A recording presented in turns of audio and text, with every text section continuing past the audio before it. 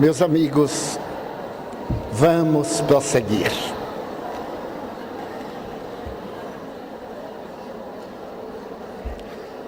Na pasta que receberam, os senhores têm este cartão com os 10 itens para a felicidade. Por favor, abram e retirem-no.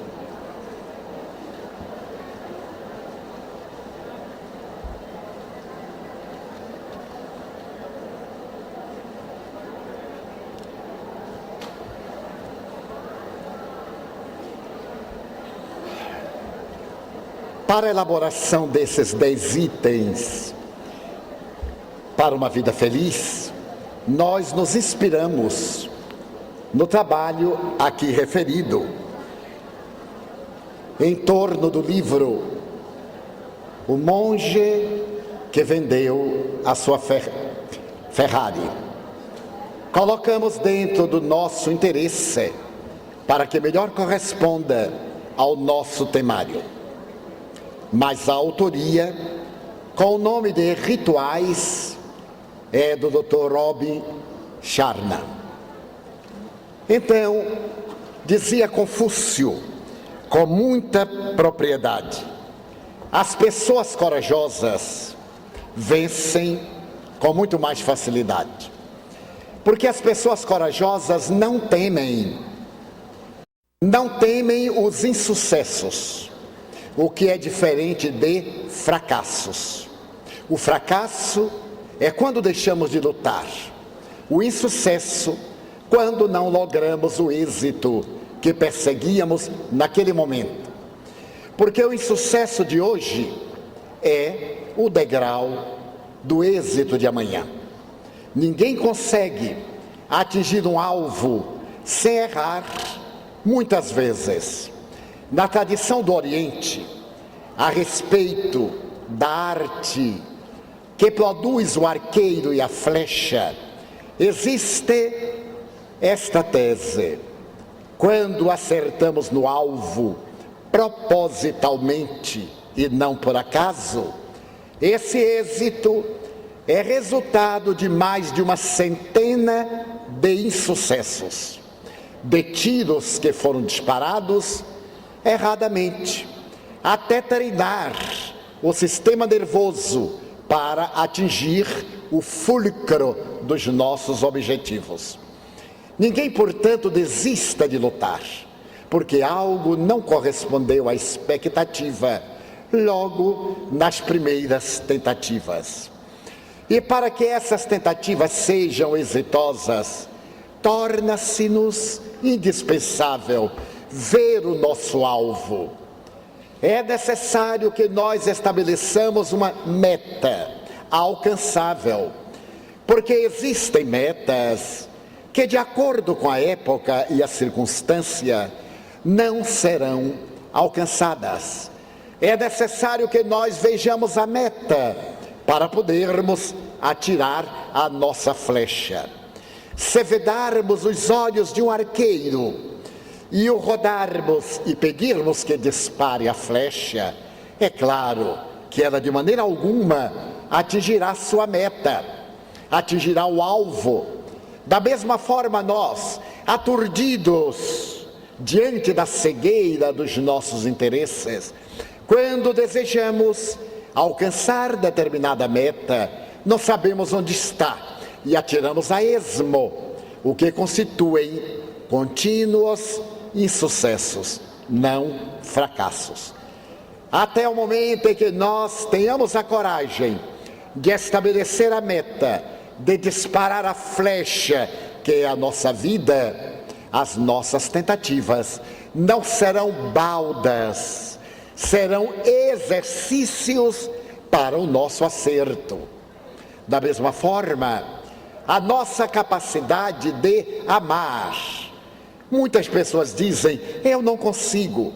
Um senhor chegou a declarar-me que ele não sentia absolutamente nenhum afeto, nem pelos filhos, nem pela mulher, nem pelos pais, nem pelos irmãos. E ele era uma pessoa equilibrada, havia conseguido essa harmonia. E eu lhe disse, procure um psiquiatra, porque se trata de um transtorno esquizofrênico. A perda da sensibilidade afetiva. O indivíduo normal ama e aspira por ser amado. O ideal é que ame. O amor é um bumerangue. Atire o primeiro, ele voltará. Não se preocupe em quando nem como ame. E ele me disse, mas isto é um transtorno esquizofrênico? Eu digo, de natureza depressiva bipolar. Esse bem-estar que você aparentemente sugere é uma fase do transtorno bipolar. Porque o transtorno bipolar é chamado transtorno da afetividade na área da personalidade. É, portanto, a ausência de dopamina, a substância da felicidade, ou é excesso da dopamina, levando a um transtorno esquizofrênico. Da mesma forma que a escassez produz no indivíduo o distúrbio de Parkinson, o excesso produz o transtorno esquizofrênico. Então, nossa normalidade é algo muito sutil, não é uma horizontal, é uma leve sinuosa. Momentos de mais alegria, de menos alegria, de bem-estar, de menos satisfação. A média aritmética das ascensões e quedas estabelecem a linha horizontal do nosso comportamento. A pessoa que está sempre de mau humor, sempre resmungando, sempre armada, achando que os outros estão fazendo-a de idiota, é portadora de um complexo de inferioridade. Pensa que eu sou seu empregado para estar me mandando? Nós cristãos necessitamos de mudar a nossa escala de valores. Jesus fez-se-nos servo e estabeleceu que o maior dentre aqueles que o seguem é o que disputa a honra de ser o servo do mais insignificante. O que é que nós temos feito? A nossa prepotência, a nossa petulância, o nosso orgulho, os nossos estados paranoides levam-nos a esse prazer de ser falsamente superiores uns aos outros. E logo os nossos conflitos, os nossos complexos saltam e nós nos inimizamos. Aquele ali me subestima, este me ataca, esse pensa que eu sou empregado dele, aquele quer fazer de mim um escravo. Tudo isso são pruridos do ego. Que trabalho nós temos para trabalhar o jardim da nossa personalidade. Esse jardim da personalidade é muito bem definido pelo Dr. Leo Buscaglia como local onde nós vamos plantar o amor. É necessário, diz o Dr. Deepak Chopra, esse extraordinário endocrinologista, nascido na Índia, e que é professor da Universidade do Texas, nos Estados Unidos. Esses pruridos levam-nos ao desequilíbrio no binômio mente-corpo, corpo-mente. Nessa inter-relação que vigia entre o psiquismo e a fisiologia do indivíduo, entre os fenômenos fisiológicos e o comportamento emocional. Tudo nos ofende, tudo nos magoa, e dizemos com segurança que somos cristãos, e alguns afirmamos, também sou espírita. No rótulo, mudou apenas de rotulagem, mas não de conteúdo. É necessário que trabalhemos o nosso mundo interior para que ninguém de fora consiga nos afetar por dentro. Alguém de fora só nos perturba se nós deixarmos. Ai, mas eu sou tão desamado. Como é que sabe? Porque ninguém me diz que me ama. E será necessário dizer que ama? O ideal, ainda diz Leo Buscaglia, diga que ama. Diga a seu pai que ama. Diga a sua mãe. Diga a seus filhos. Não se canse de dizer às pessoas amadas, do seu círculo íntimo que as ama. O Dr. Buscaglia conta algo muito especial. Numa das suas aulas de amor, ele estabeleceu: diga que ama. Quando chegar em casa, digam a seu pai: papai, olá velho, eu amo você. Experimentem, digam a sua mãe. E no dia seguinte ele fez uma avaliação. Foi um fenômeno curioso. Os rapazes diziam: cheguei em casa e disse a meu pai: olá velho, sabe que eu amo você? Claro que sei. O que é que deu em você? Que maluquice é esta? Porque estavam desacostumados. O filho chegar para o pai e dizer: papai, eu amo você, tem que ser um distúrbio. Não é. O distúrbio é não dizer. E como nos acostumamos, nós também não dizemos. E com o tempo não amamos. Criamos hábitos. O hábito do amor é uma necessidade psicológica. E essa necessidade psicológica, diz o Dr. Sherman, deve ser condicionada. Não é hoje, depois do seminário, quando chegar em casa, dizerem-se uns aos outros e aos demais: eu te amo. É durante no mínimo 21 dias, todo dia, para substituir o hábito vicioso por um hábito saudável. Então a pessoa pergunta: mas 21 dias para criar o hábito? Porque depois de criado o hábito, vai dizer a vida toda. Sem cessar, mas que seja realmente nascido do coração, que haja o sentimento. Se ainda não houver o sentimento, podemos usar alguns artifícios prosódicos e linguísticos. Ah, sabe que eu lhe quero bem? Eu gosto muito de você. Você é para mim uma pessoa simpática. Olha, eu acho você agradável. São graduações que vão levar ao momento da declaração final: eu amo você. Porque nós amamos as pessoas que nos são simpáticas, aquelas que nos são agradáveis, aquelas com as quais nós nos afinizamos, até o momento em que nós notamos uma dependência positiva da afetividade. Nutrimos-nos uns aos outros das emanações da afetividade, portanto, do amor. Criarmos o hábito dos 21 dias é muito importante. Então vale a pena anotarmos a data de hoje. E aqui baixinho, se tiver aí um casal, segure-se a mão e diga em português: I love you. Como quem não quer nada. E ria. Ou então diga em grego: je t'aime. Mas diga alguma coisa, quebre, mesmo que não tenha jeito, porque há pessoas que não têm jeito.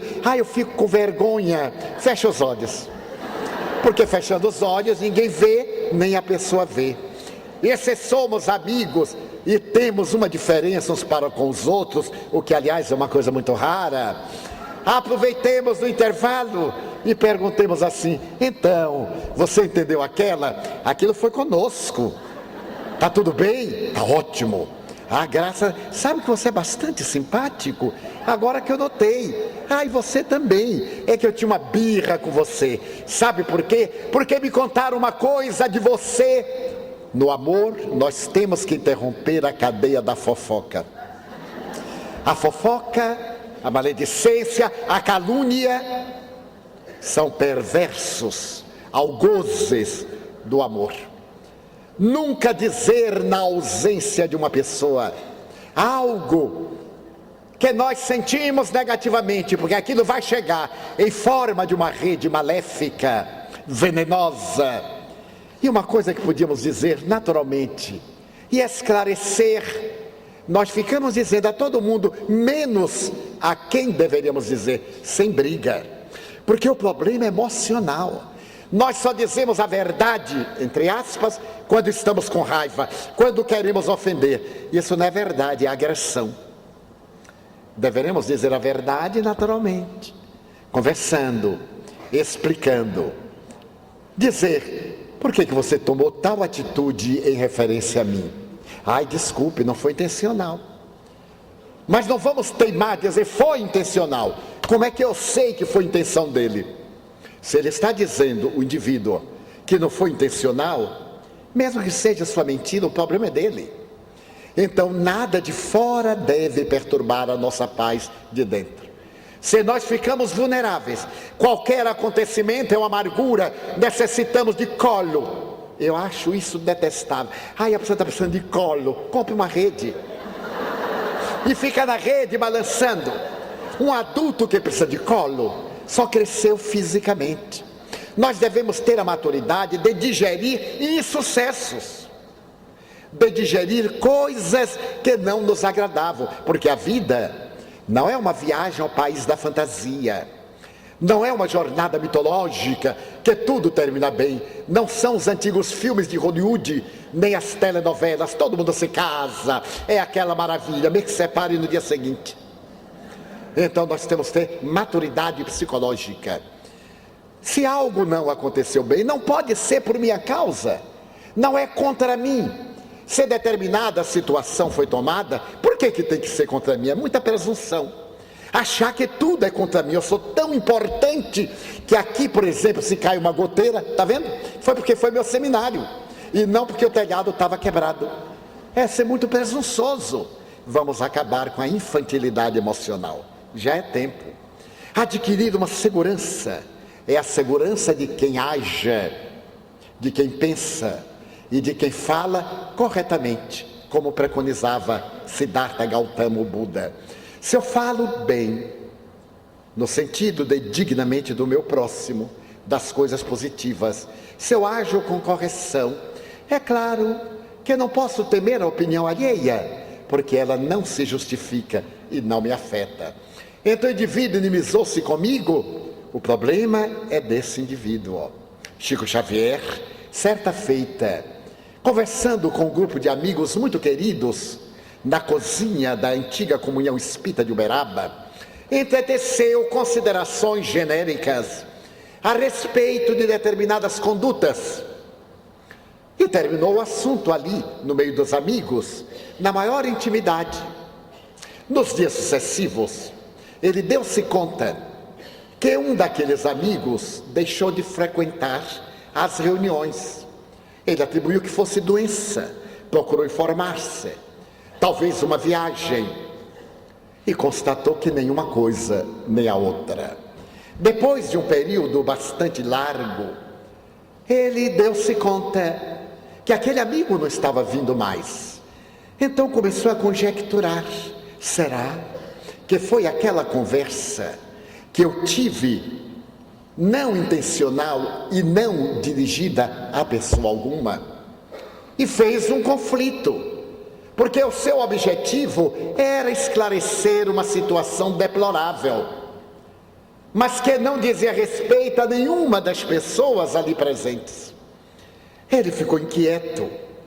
Então, na primeira oportunidade que o mentor Emmanuel apareceu-lhe, ele apresentou essa dificuldade: meu irmão, que faço? Noto que fulano não mais voltou e sinto-lhe a irradiação mental negativa contra mim. O que deverei fazer? Procure-o e justifique-se. Se você acha que porventura magoou, procure-o e peça-lhe desculpas. Embora Chico Xavier não houvesse feito isso propositalmente, resolveu ir à fonte. E claro, marcou uma entrevista. Foi à casa da pessoa, que o recebeu de maneira gélida, socialmente fria. Mandou-o entrar à sala e não mandou sentar. Então Chico voltou-se para o amigo e disse: noto a sua ausência em nossa casa e associo àquele diálogo, aquela conversa, aliás, que tivemos na cozinha. Eu quero lhe dizer que de forma alguma eu estava dirigindo qualquer ofensa ou indireta a quem quer que fosse, menos a você. Mas se por acaso isso sensibilizou negativamente, eu aqui estou para pedir-lhe desculpas. Desculpe-me, melhor dizendo, perdoe-me. pois eu não tive a intenção de o magoar. A pessoa permaneceu impassível. Chico ficou constrangido e deu por encerrada a visita. Disse: bem, agora que eu já lhe expliquei, eu gostaria de dar-lhe um abraço. E a pessoa permaneceu imóvel. Chico deu-lhe um abraço, algo desajustadamente. E quando terminou, disse: até logo. A pessoa olhou com bastante desprezo e disse: Chico Xavier, já que você veio até aqui desculpar-se, eu gostaria de dizer uma coisa. Ou você é realmente muito humilde, ou você é um grande hipócrita. Eu opto pela segunda hipótese. Muito obrigado. E o Chico saiu arrasado. Naquele estado de ser ofendido, humilhado, chamado de hipócrita, porque foi leal, ele chegou triste. Então Emmanuel perguntou-lhe: por que a tristeza? Por causa do irmão. Mas você não tem nada a ver com isso. É o que ele pensa de você. E você não pode mudar o pensamento de ninguém. Você é hipócrita? Não, senhor. Então vamos trabalhar. E não tem mais importância a opinião de outrem. E foi trabalhar e morreu aos 92 anos, leal ao seu compromisso. Amado por uns, detestado por outros. Então o mal dos maus não nos pode fazer mal. Deveremos ter a nossa estrutura e resistir às dificuldades dos vários degraus. Um daqueles mestres de Sirvana, referido pelo Dr. Sharma, apresenta a tese de que nós possuímos forças inesgotáveis. Ele chamou, por exemplo, o indivíduo e pediu-lhe que fizesse algumas flexões. Era uma pessoa desacostumada a qualquer exercício físico. Faça 20 flexões. E a pessoa começou a fazer e foi entrando quase no estado de exaustão, mas conseguiu fazer as 20, transpirando, ofegante. E o mestre disse: agora mais 10. Mestre, eu não aguento mais uma. Agora mais 10. Mestre, agora mais 10. Ele dobrou-se, os braços trêmulos, as pernas de cãibra. Na 10ª, e o mestre: viu que você pode? Apenas você não está acostumado, mas poder você pode. Hoje eu poupo, amanhã você vai fazer 35 flexões.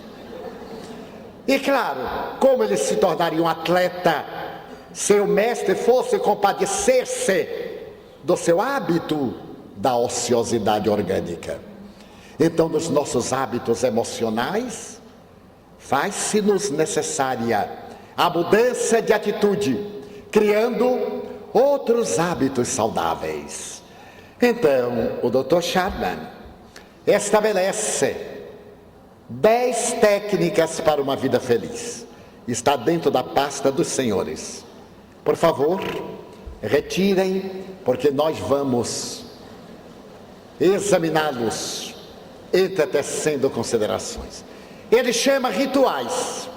A palavra é indiferente. Eu optei por técnicas. Em nossa vida diária, atribulada, necessitamos de determinadas técnicas para termos uma existência feliz ou para desfrutarmos de bem-estar. E a primeira técnica é a seguinte: a técnica da solidão. Pode parecer estranha. A técnica da solidão é a busca de um momento de paz. O dia tem 24 horas. É indispensável que nós reservemos alguns momentos para a paz interior. A semana tem 168 horas. Não é possível que numa semana não possamos tirar 2 horas durante a semana toda para realizarmos a nossa atividade de paz. E para que essa paz seja possível, é indispensável que nós aprendamos o hábito do silêncio. O silêncio físico, o silêncio mental. Há muita gente calada, com a mente exacerbada, brigas mentais, duelos. A pessoa está assim calada, está dizendo, olha ele me olhando. Ele está pensando que eu não estou vendo, mas ele vai ver. Vou odiá-lo o resto da vida. Olha, ele acaba de sorrir, foi contra mim. Aí está o tormento. Silêncio mental. Já contei algures, e não é demasiado repetir. Um amigo nosso que frequentava a Mansão do Caminho desencarnou, e a família ficou aturdida. Desejava notícias, e eu não as tinha para dar. Às vezes as pessoas querem que a gente minta para agradar. Ah, está ótimo, acaba de entrar no reino dos céus com os anjos tocando trombeta. Não é assim não entra rapidamente não. Jesus demorou pelo menos 3 dias para aparecer e ficou aqui conosco mais de 50, para depois ir para o reino da plenitude. Agora imagine nós que saímos da furna, vamos demorar um pouquinho. Então eu fiquei constrangido, e disse, eu não tenho notícias, mas tenho certeza de que está muito bem pela vida que a pessoa mantinha. Durante uma semana houve esta pressão e esse constrangimento. Ao fim de uma semana, o Espírito Joana de Anjos disse-me, deite-se hoje mais cedo, às 23 horas. Faça uma alimentação frugal à tarde e nada mais.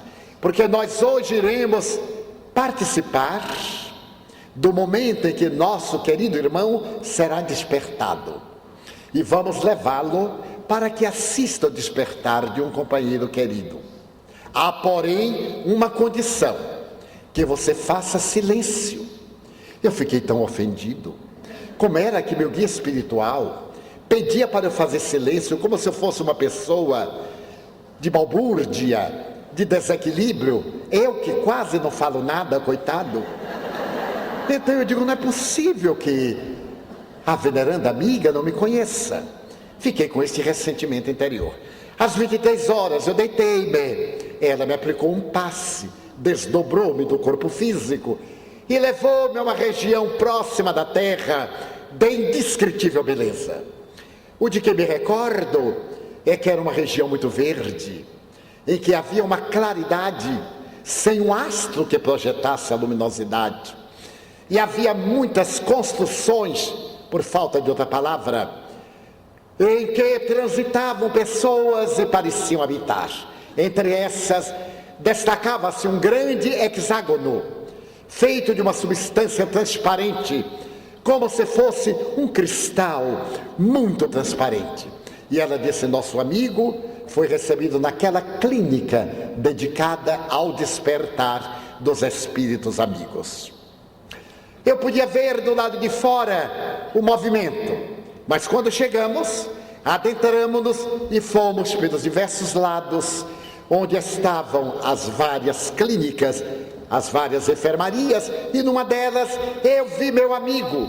Havia uma senhora sentada à cama, com ele no regaço, a parte do tórax, e quando eu vi, eu tive uma emoção, e ele tremeu. Quando ele tremeu, Joana de Anjos me disse, silêncio mental.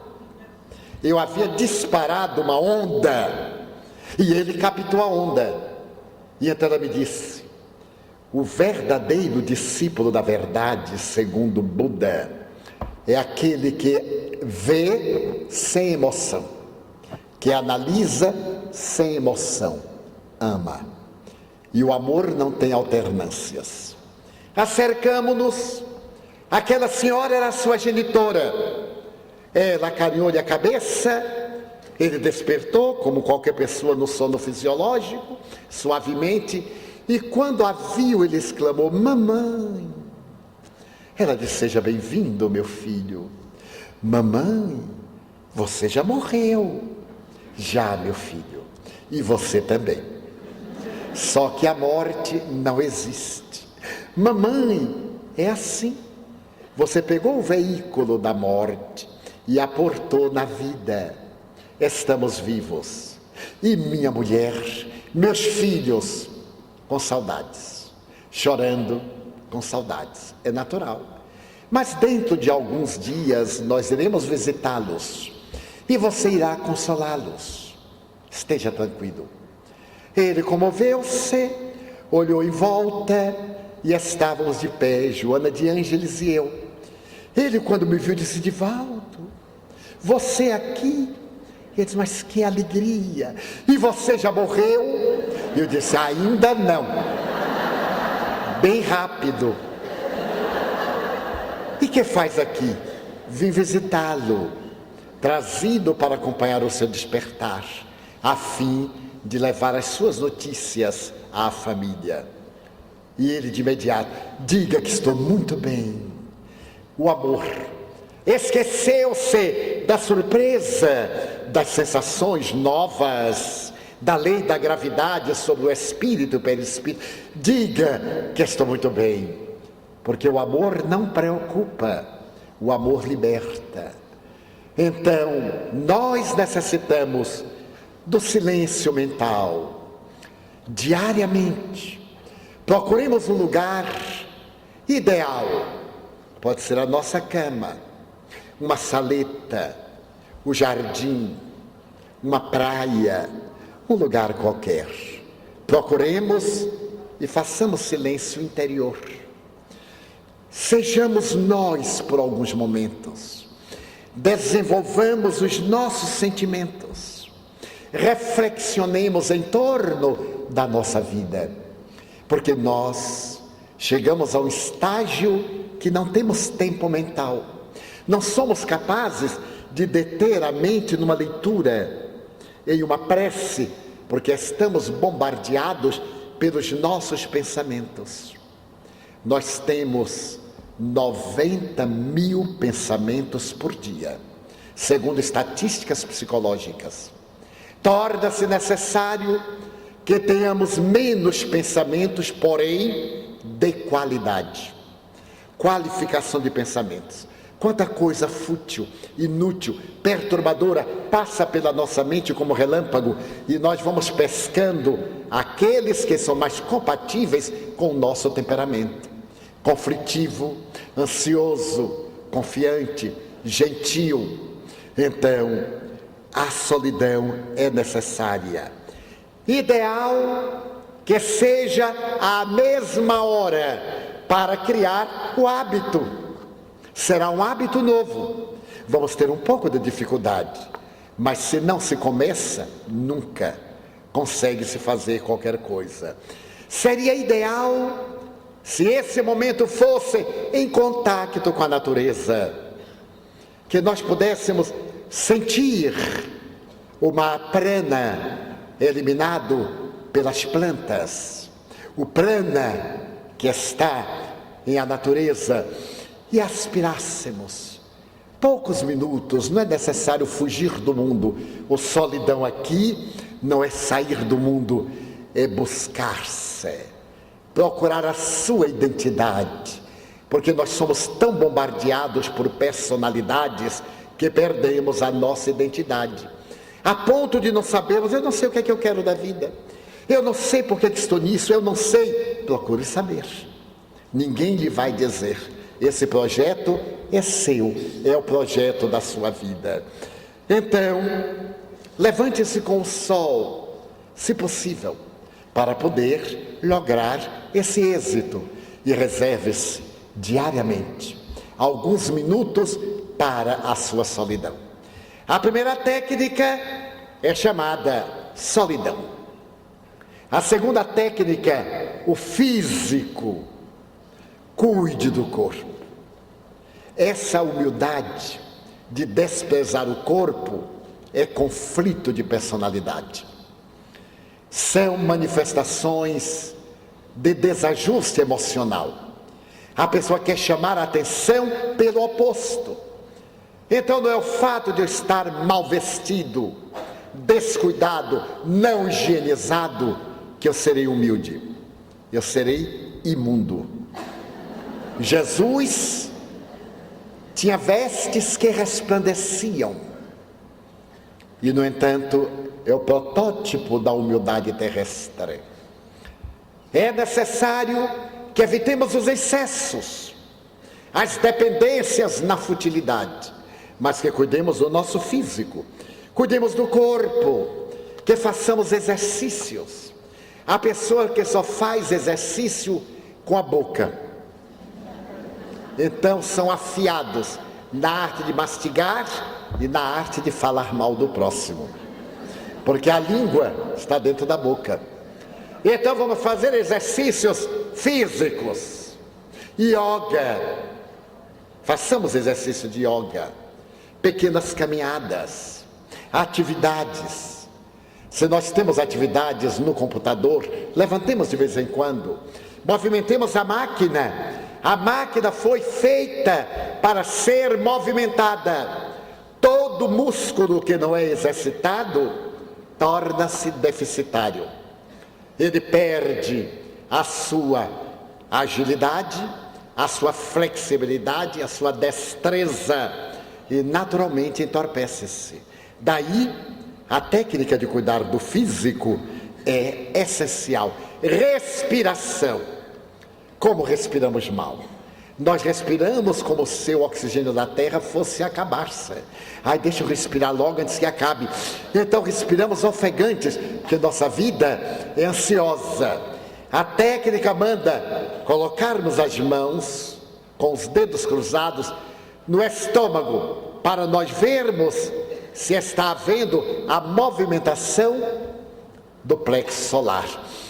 Pela respiração, aspire, retenha, expire, movimente os músculos do aparelho respiratório. A respiração é de fundamental importância em nossa vida. A terceira técnica é a alimentação viva. A alimentação viva, a maioria de nós vive da alimentação morta. O Dr. Robin narra a história desse executivo, dizendo que ele vivia de batatas fritas, de bifes, de sanduíches, de toda essa parafernália dos fast food americanos. E, consequentemente, ele engordou de uma forma doentia. Não era uma aparência saudável, era uma aparência obesa. E através dos exercícios físicos, da alimentação saudável, ele mudou o comportamento fisiológico e o emocional. Porque a alimentação das carnes vermelhas, a ingestão de muita toxina, termina por afetar o nosso sistema orgânico e nós desequilibramos. Desequilibramos e, claro, nesse desequilíbrio nós enfermamos. Então, a alimentação viva, lacto-ovo, vegetariana, macrobiótica. E se nós optamos pelas carnes, as carnes brancas, e se pudermos comer a carne vermelha, não como uma dependência, mas como um contributo alimentar, para que isso nos torne pessoas mais saudáveis. Um amigo um dia me disse: mas Divaldo, você acha que matinho vai sustentar a gente? São os matinhos que nutrem os elefantes e os macacos. E o macaco que só come matinho é 30 vezes mais forte do que um homem. Ele tem mais força do que qualquer campeão de peso, 30 vezes mais, segundo os estudiosos. E não é necessário falar a respeito do paquiderma, cujo corpinho é nutrido com vegetais. Daí a alimentação com vivos é excelente. Tente por um mês. As pessoas dizemos: meu Deus, eu posso tentar assim um dia, 2. E então começa dia 2, não emagreci nada, até engordei. Inchou. Tente por um mês. Crie o hábito para você poder observar agora o quarto item para uma vida feliz. O quarto item é o conhecimento abundante. Esse conhecimento abundante não é fazer cultura, porque tem os empaturrados do intelecto e vazios do sentimento. Aqueles que veem o argueiro no olho do próximo e não descobrem a trave que lhes obnubila a visão.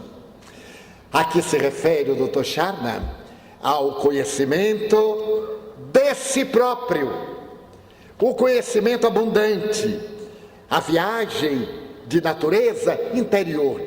Por exemplo, descubra na sua vida as prioridades. O que é prioritário? E comece pelo que é de prioridade. Nós gastamos um tempo enorme nas coisas secundárias. Gastamos muito tempo em arrumar papéis. Gastamos muito tempo em arrumar coisas que se vão desarrumar. E as prioritárias ficam para depois. Leia sempre. Enriqueça a sua alma. Não é ler muito. Há pessoas que estão lendo 10 livros de uma vez, baralha todos e não sabe qual foi que leu. Leia um livro bem. Se for bom, releia. Não é a quantidade de livros que se lê, é a aplicação do conteúdo do bom livro que se lê. Leia-o outra vez, estude-o. Quando o Espírito Viana de Carvalho mandou-me ler o Livro dos Espíritos, eu achei-o tão indigesto. Um livro de mais de 400 páginas, que não tinha uma figura. Eu era fã do guri, o gibi, o Globo Juvenil, o Príncipe Submarino, Namor. Deve ter alguém aqui do meu tempo, não é possível. Quando eu li aquele livro, que não tinha uma figura, nem um risco fora do lugar, eu digo, meu Deus, se eu ler este livro eu morro de congestão cerebral. Então comecei a ler, e logo me deparo com uma palavra terrível, prolegômenos. Eu disse, o que será que significa esta palavra? E quando o Espírito me apareceu, eu disse, meu irmão, aqui no livro tem a palavra prolegômeno, aliás no plural. O que são prolegômenos? Ele disse, Divaldo, compre um dicionário. Você não vai aprender a língua portuguesa através de mim, mas pesquisando, compre um dicionário. Ele era muito gentil. Mas eu era funcionário público, e o salário dava para sobreviver. Eu então cancelei a merenda das 15h30 e comprei o dicionário 2 ou 3 meses depois. Cheguei em casa de dicionário em punho, peguei o Livro dos Espíritos, coloquei e abri. No dicionário não tinha a palavra prolegômenos. Eu disse, mas não é possível. Novamente apareceu Viana de Carvalho e disse, meu irmão, não tem a palavra. Divaldo, haja com inteligência. Primeiro, olhe se tem a palavra e compre o dicionário depois. Mais 3 meses de fome, até que eu achei o dicionário que tinha a palavra. Comprei-o, levei-o. Bem, mas nesse ínterim, eu terminei de ler o Livro dos Espíritos, em menos de uma semana. E quando o Viana de Carvalho me apareceu, eu disse, meu irmão, eu já li o Livro dos Espíritos. Que livro agora eu devo ler? Leia novamente o Livro dos Espíritos. Eu digo, será que ele notou que eu li um pouquinho apressado? Isto é, eu pulava 10 páginas, 15 páginas, terminei logo. Então eu li honestamente e descobri uma coisa extraordinária. Eu descobri que Allan Kardec era tão inteligente quanto eu. Meu Deus, ele fez as perguntas que eu gostaria de ter feito. Mas como ele veio antes de mim mais de 100 anos, ele era mais inteligente do que eu, lamentavelmente. Terminei de ler o livro e achei-o notável. Perguntei outra vez ao Viana de Carvalho, e agora? Que livro eu devo ler? Estude o Livro dos Espíritos. Ele, mas esse espírito é fanático. Imagine, tem que estudar. E ele ainda coroou a resposta. Divaldo, o Livro dos Espíritos é um tratado tão profundo que se você viver 100 anos, daqui dentro, digamos, de 80 anos, e você continuadamente lendo, voltar a lê-lo, vai descobrir que ele é perfeitamente atual. Ele diz, espírito é demais. Que coisa! Um livro que a gente vai ter que ler 100 anos, estudar 100 anos, achei que era um pouquinho de exagero. Eu era muito jovem, muito inexperiente, muito estúpido. Então, claro, que cheguei à conclusão errada. Passaram-se os anos, e nos anos 60, eu fui convidada para fazer uma palestra em uma universidade. E ali na universidade, apesar do meu medo, considerando a minha pouca capacidade cultural, eu me desincumbi da tarefa. Me foi dado um tema que eu abordei à luz do Espiritismo e consegui sobreviver. Ao terminar, vieram jovens estudantes, fizemos uma roda e um deles disse assim: pois é, porque a física quântica... Eu disse comigo: Ave Maria, o que será essa tal de física quântica? Mas por fora eu continuei rindo, né? Você não acha, Divaldo? Mas eu não sabia o que era, porque num campo de vácuo, eu digo: Jesus, então as bactérias não se multiplicam, não é, Divaldo? Era tudo que eu podia fazer. E o rapaz falou dessas coisas de física quântica. Eu digo: meu Deus, o que será? Quando cheguei a casa, aparece-me Viana de Carvalho. E eu disse: o senhor me enganou. Porque o senhor disse que se eu lesse o Livro dos Espíritos, eu ficaria informado a respeito de quase tudo que existe, que está em germe no Livro dos Espíritos. E ele perguntou: e qual foi o problema? Hoje eu tive meu primeiro contato com a física quântica. E o jovem me dizia: não é, Divaldo? Era tudo que eu sabia. E ele disse: mas qual é o problema? No Livro dos Espíritos não tem. Com certeza, ele disse: absoluta. A presunção é uma maravilha. Então pegue ali o Livro dos Espíritos. Eu tinha todo marcado, porque o livro lido engorda. A gente coloca um sinal, tem pessoa que dobra uma página. Eu não, eu coloco o marcador e coloco a mensagem, e ele vai engordando. É livro lido. Quando é muito magrinho, caquético, não foi lido. É só para decorar a estante. Eu tenho um amigo que comprava livro a metro. Olha, eu necessito de 3 metros de livro para botar na estante. Aí comprava em percalina, os nomes tudo em ouro. Eram livros não lidos, magros, debilitados. E o meu Livro dos Espíritos estava gordinho. Eu puxei, porque agora eu ia vencer o espírito que me orientava. E eu disse: pois não, aqui está. Olhe a resposta da questão 540. Eu me lembrei. Então lá diz assim: tudo se encadeia em a natureza, desde o átomo primitivo até o arcanjo, porque o arcanjo de hoje foi átomo primitivo de ontem, assim como o átomo de hoje será arcanjo amanhã.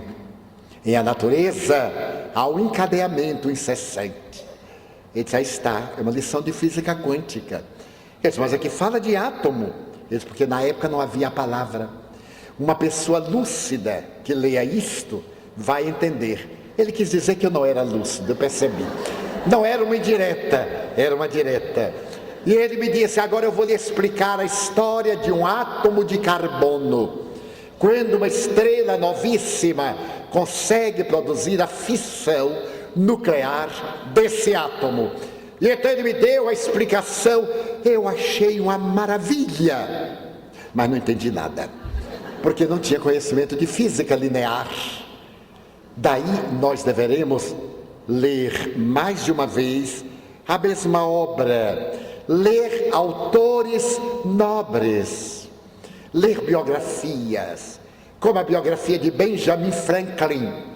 Ele tinha por hábito, diariamente, ele fazia uma revisão dos seus atos e anotava-os. E quando ele se deparava com uma situação que não fora feliz, no dia imediato ele reabilitava-se.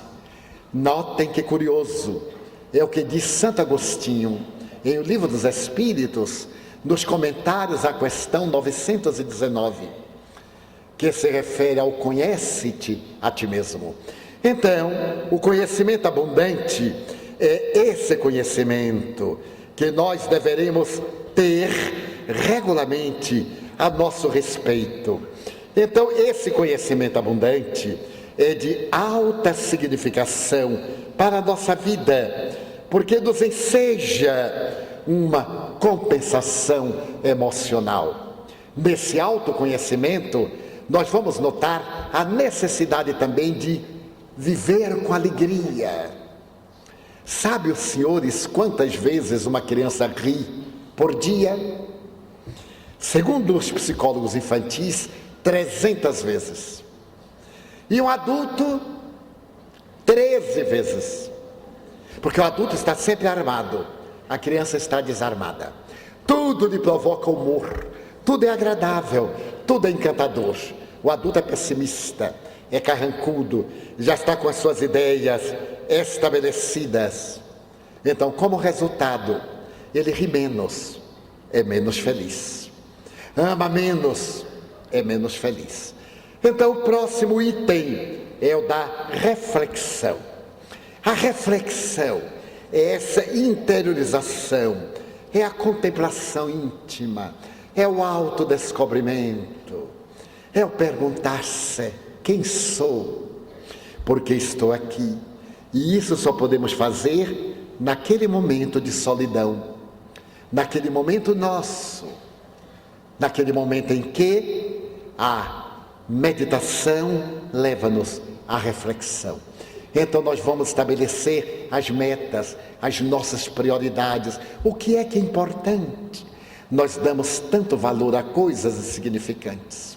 Atormentamo-nos com as picuinhas da vida e deixemos de ser felizes com todas as respostas da vida. Quão pouco sol nós tomamos. Esse sol que é tão importante para as vitaminas orgânicas, para a fixação delas em nosso organismo. Eu não tenho tempo. Não tem, vai morrer antes.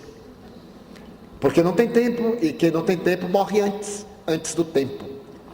Procure um pouco de sol, um pouco de ar. Vale a pena esse esforço.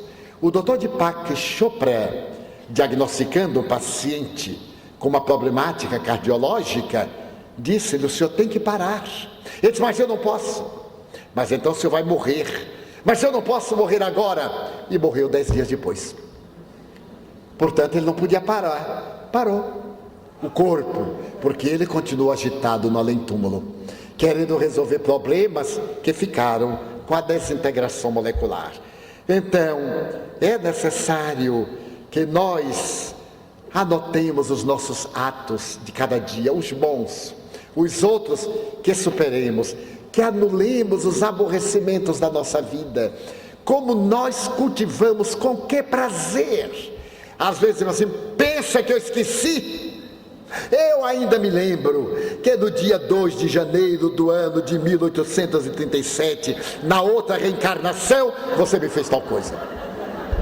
Imagine que desgraça carregar isso desde o século XIX até hoje, carregando esse lixo que está intoxicando. Como é que pode viver bem? Como é que pode ter uma vida saudável se está envenenado? Deixe o lixo fora. Trabalhe para tirar resíduos, para o aproveitamento. Hoje aproveita-se tudo. Por que nós vamos cultivar o lixo mental? Na reflexão, eliminemos os aborrecimentos, através de superação. Meus amigos, nós somos tão infantis. Aqui estamos 2.000 e poucas pessoas. Muito bem, tudo vai bem. Mas basta que uma pessoa seja grosseira na saída, já arruinou o dia nosso. 1999 não valem diante deste infeliz, que é o teste de nossa resistência. Então, eu sabia, estava bom demais. Comigo assim, sempre acontece uma coisa infeliz quando eu estou bem. Hoje para mim ia ser um dia formidável. Já Deus mandou esse Satanás, aliás, ele é o próprio.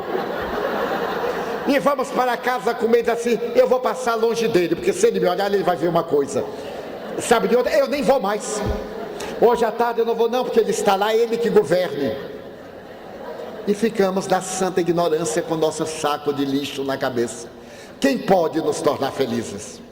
Nós próprios. Então, superemos os aborrecimentos. O outro item: despertar ao alvorecer. Deitar-se com as galinhas e acordar com os galos. Ser um galináceo também.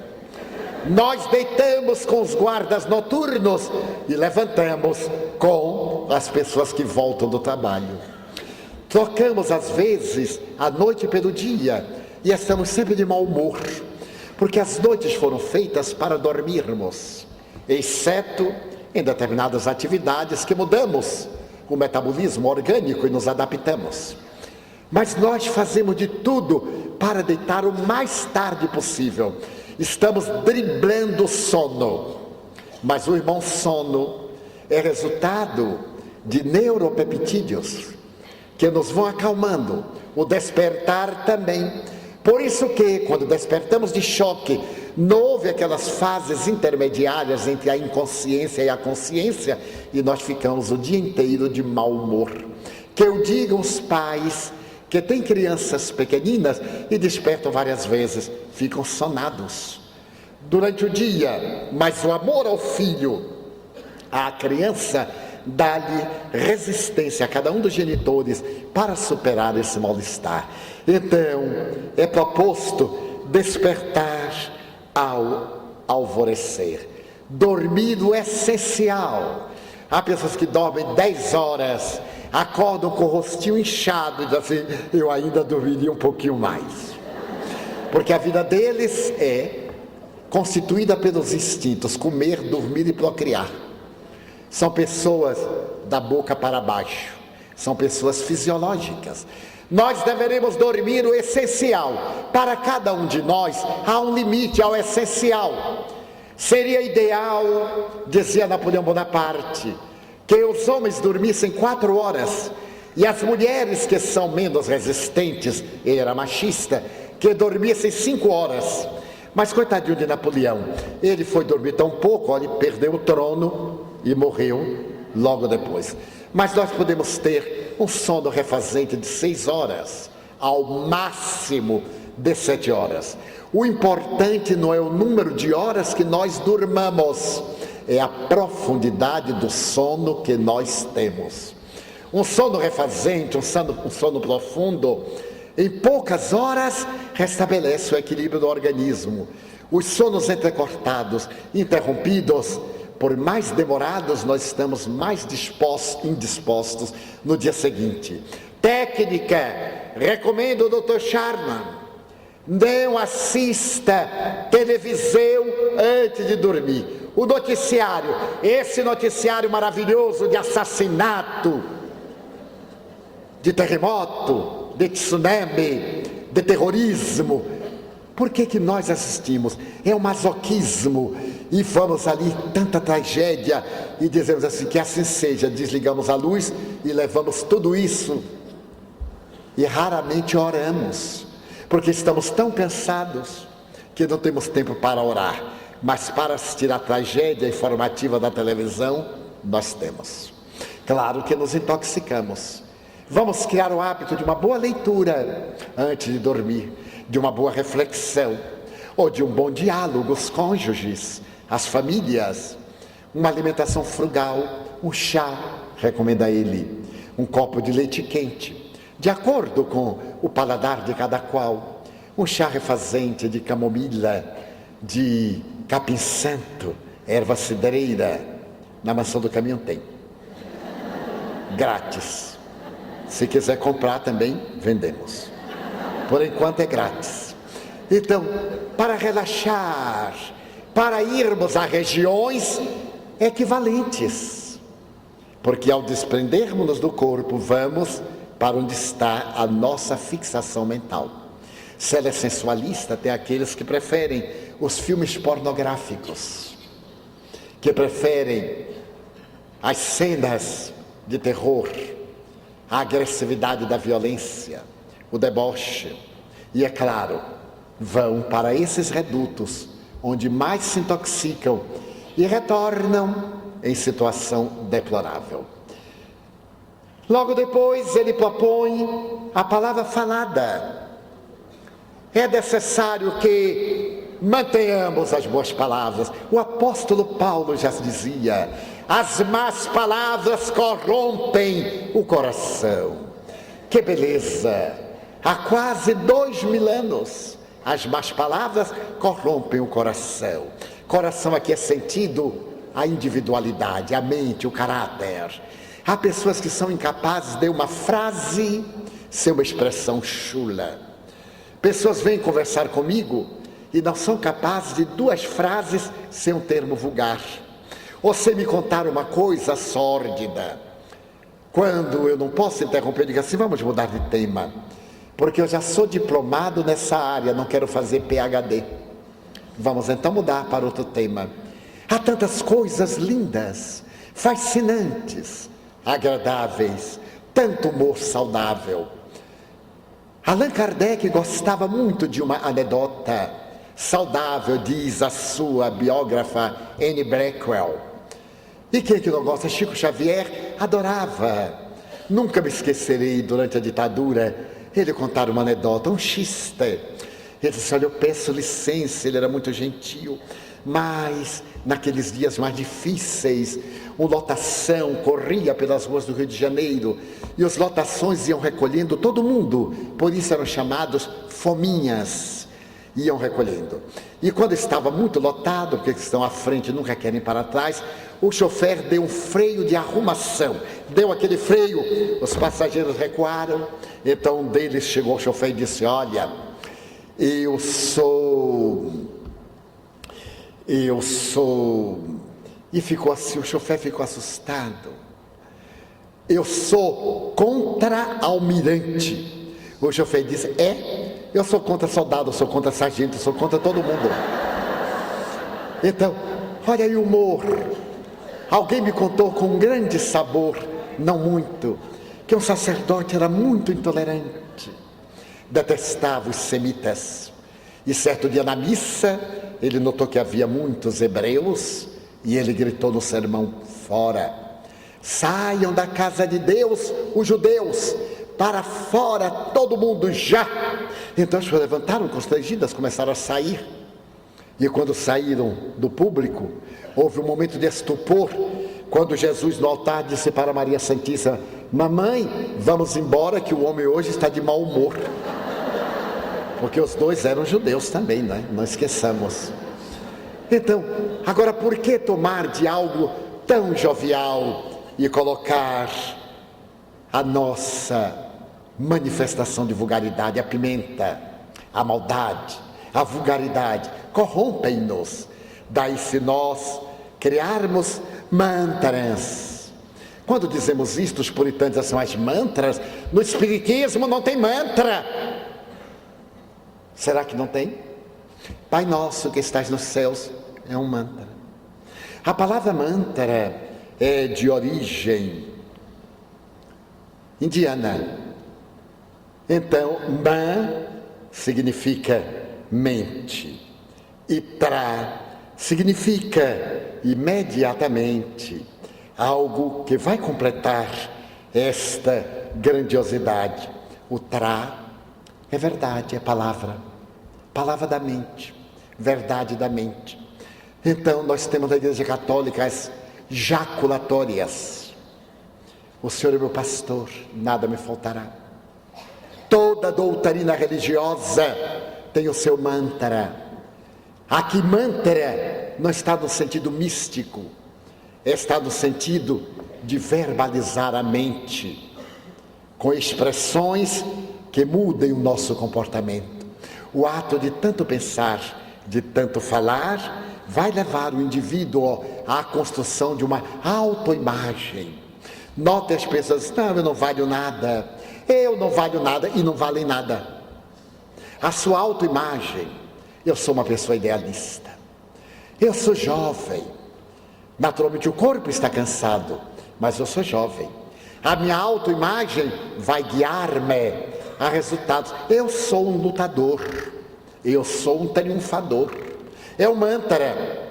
Cultive a boa ideia. Eu sou saudável e estou com uma doença. Você é e se encontra com. Liberta-se e permanece no seu estado perfeitamente saudável. Então, diz o doutor Charman, caráter harmonioso. Mantenha o seu caráter harmonioso. Esforce-se para poder ter uma vida saudável. Estabeleça hábitos. fomente compromissos, crie novos costumes. O hábito de ter um caráter harmonioso e coloque nele os ingredientes do amor, da compaixão, da solidariedade. Coloque como fatores preponderantes para o seu caráter, não as qualidades negativas. Eu sou ruim, eu sou mau mesmo, eu me esforço. Em que isso lhe faz bem? Presunção, isto é inferioridade. Na falta de valores éticos, o indivíduo está exaltando aquilo que é o seu patrimônio infeliz, porque não teve forças nem coragem para libertar-se dessa herança. Por fim, ele propõe a simplicidade. Liberte-se dos excessos, dos atavios, torne sua vida simples, não simplória. Ganhe dinheiro, trabalhe, lute por uma posição social, procure desfrutar de uma situação relevante no meio da sociedade, viva os padrões, mas não se escraviza a essas superficialidades. Não se deixe dominar pelas coisas secundárias. Isto é fundamental para o amor. Certo dia, um jovem foi visitar um grande místico no Egito. Era um jovem americano, vinculado a todas essas estruturas da tecnologia do seu país. E quando chegou à casa do sábio, encontrou em postura de lótus no meio da sala, sob um pequeno tapete gasto. O jovem ficou surpreso. Ele havia elegido aquele homem como seu mestre, meditava nos Estados Unidos e chega à sua casa e ela está vazia. Então o jovem pergunta assim: mestre, aonde estão os seus móveis? Ele perguntou, por sua vez, ao jovem: e os seus? Não, eu não tenho, eu estou de passagem. E o sábio disse: eu também. Estava de passagem. Então ele não tinha necessidade de tanta quinquilharia a que nós nos apegamos. Tiramos a paz do nosso filho porque ele mexeu no bibelô da mesa. Damos uma surra porque ele quebrou um prato. Era o prato da vovó, do vovô. E então nós ficamos apegados a essas coisas. Para concluir, um príncipe chinês tinha uma coleção de 12 pratos de porcelana da dinastia Ming. Eram preciosíssimos. E havia um empregado que cuidava exclusivamente desses pratos. Certo dia, enquanto limpava-os, um deles caiu e rompeu-se. O príncipe, tomado de cólera, decretou-lhe a pena capital. Ele deveria morrer por causa do seu descuido. Então correram as notícias e o sábio, idoso, apareceu, propondo regularizar a situação deplorável. Ele poderia restabelecer a paz do príncipe e salvar a vida daquele servo. Então foi recebido em palácio, na sala do trono. Ele pediu que colocasse uma mesa com uma toalha rendada e os 11 pratos e aquele restante, os cacos do prato quebrado. Então foi um verdadeiro ritual. O príncipe olhava, o servo condenado à morte tremia. O sábio acercou-se da mesa, pegou a toalha gentilmente e, de um gesto inesperado, atirou todos os pratos no chão, que se arrebentaram. O príncipe palideceu, a corte fremiu de angústia. E o sábio disse: pode matar-me. Eu acabo de salvar 11 vidas. Porque num reino em que um prato vale mais do que uma vida, eu tenho vergonha de viver. Agora que estão todos quebrados, 11 vidas serão salvas. Ele e eu pagaremos pelo crime de valermos menos do que um prato. Claro, o príncipe despertou, pediu para abraçá-lo e agradeceu. O Senhor falou-me a respeito do amor sem palavras. Eu amava os meus pratos pela ambição. Agora eu amarei as pessoas pela compaixão. Fazemos o nosso intervalo até as 14 horas e 30 minutos.